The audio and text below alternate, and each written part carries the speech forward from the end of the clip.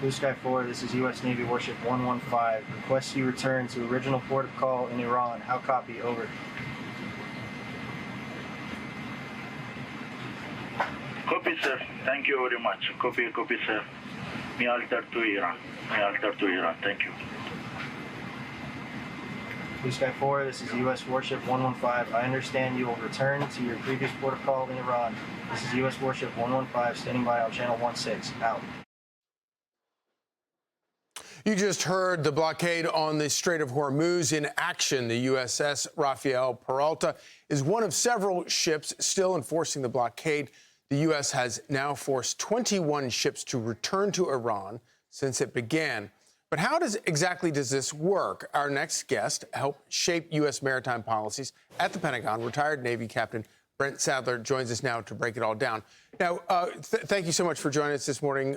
And before we get into exactly how this works, can you tell us what the current situation is right now? There are reports out of the Middle East that Iran has now closed the Strait of Hormuz. Can you give us the latest on the ground there? Yes, and thanks for having me on. It's a topic that's, as expected, is very dynamic, and it appears that elements in Iran are going back on their word to not challenge shipping and are threatening to try to at least shut the straits again. Whether or not they're able to, I think that question's been answered in the negative, given the successful weeks of attacks against their Navy, their Air Force, and their missile forces and drone forces. But it will have an impact on the insurance or the underwriters, which will have a downward pressure on shipping.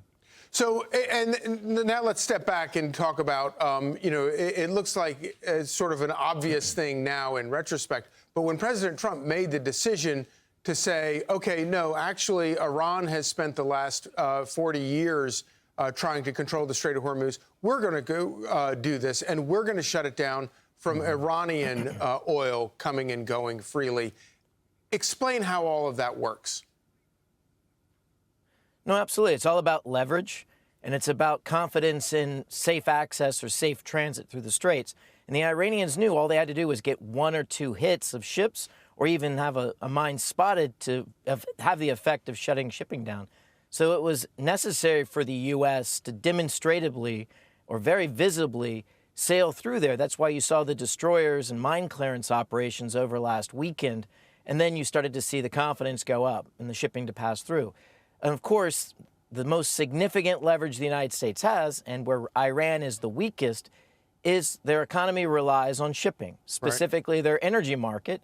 Well, a vast majority of their trade, and the $90 billion trade before this war, is due to commerce and petroleum. Carg Island, 90% of it. The rest of it, more closer to ports down along the Straits of Hormuz. So you control the straits, or at least you control the approaches to it, which the U.S. Navy does have that capacity, is demonstrating it right now.